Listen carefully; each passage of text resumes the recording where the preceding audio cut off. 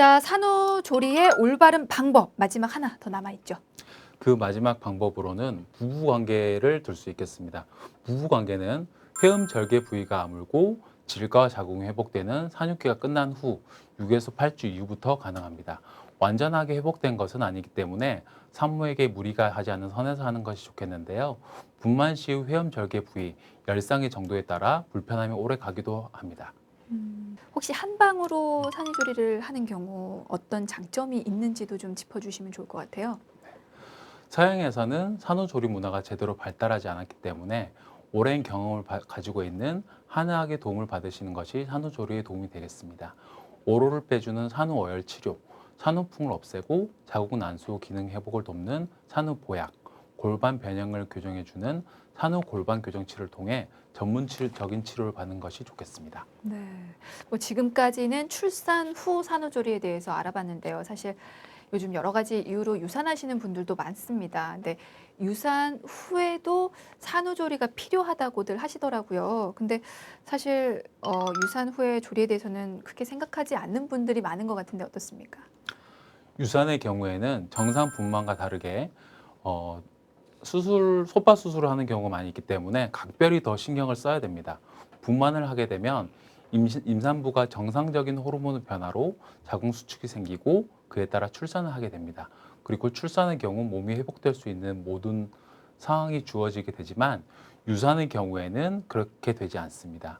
유산 후에는 생리적이지 않은 병리적인 현상으로 자궁 수축이 이루어지고 호르몬 변화도 들쑥날쑥 할 수밖에 없습니다. 또 예쁜 아이 대신에 유산이라고 하는 정신적인 충격이 발생하고 가장 큰 문제는 충분한 휴식을 취하지 못하는 경우가 많이 있습니다. 그래서 유산후 조리는 일반적인 출산보다도 더욱더 신경을 써야 되는 것입니다. 그렇군요. 어떻게 보면 출산보다 유산하고 나서의 조리가 더 힘들고 꼭 필요할 수도 있겠군요. 근데 유산 후 조리가 사실 유산도 종류가 좀 여러 가지가 있잖아요. 어떤 유산을 하든 어떤 경우에든 이게 모두 필요한 건지 그것도 좀 궁금한데요. 임신을 하게 되면 우리 몸에 호르몬 변화가 나타나고 출산을 하거나 유산을 하거나 동일한 호르몬 변화가 나타나 어떠한 형태의 유산을 하더라도 산후풍이 발생하거나 2차성 불임이 올 수 있기 때문에 유산 후 조리를 하는 것이 좋습니다. 유산을 한 시기에 따라 임신 기간이 길어질수록 조리 방법은 더 강하게 들어간 것이 좋겠습니다. 그러니까 태아가 뱃속에 더 오래 네, 있었을수록 네, 네, 유산됐을 때 네. 더 조리 방법을 신경을 써야 신경을 되는군요. 써야죠. 알겠습니다. 유산 후 조리와 산후 조리 이거는 어떤 차이가 있는지 그것도 좀 잠깐 설명을 부탁을 드릴게요. 유산후 조리와 산후 조리는 호르몬 변화가 있기 때문에 산후풍이 생길 수 있다는 점에서는 동일합니다. 하지만 유산후 조리는 소파 수술로 자궁 내막을 긁어내는 시술을 받는 경우가 많기 때문에 자궁 내막 재생 치료, 자궁 기능 강화 치료가 필수적으로 필요하다고 보겠습니다. 혹시 유산 후에 조리를 제대로 하지 않으면 어떤 문제가 생길 수도 있습니까? 네, 조리를 제대로 하지 않으면 습관성 유산 또는 불임으로 진행되는 경우가 많고요. 산후풍 역시 더욱더 쉽게 생길 수 있겠습니다. 유산 후 조리는 방법이 어떻습니까? 유산 후에는 가능한 한 푹 쉬고 편안한 마음을 갖는 것이 가장 중요하겠습니다.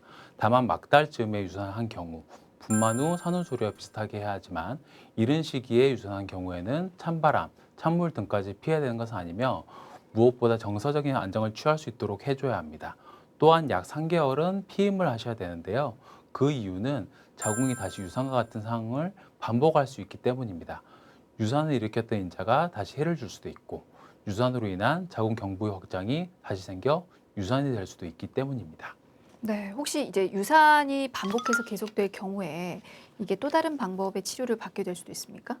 한방에서는 습관성 유산을 활태라고 하여 자궁이 차고 건조하며 약해서 생기는 것으로 보고 있습니다. 동의보감에 수록된 조경종옥탕이 면역학적인 이유로 습관성 유산 치료에 효과적이라는 연구도 있고요. 엄마의 면역이 너무 강하면 수정된 배아를 공격하게 되고 이것이 습관성 유산의 원인이 되게 되는데요.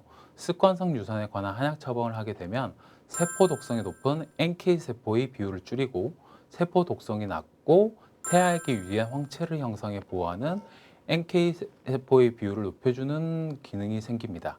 또한 생식 능력 강화를 위해 녹용이나 자아과 같은 동물성 약재를 쓰는 것이 도움이 되겠습니다.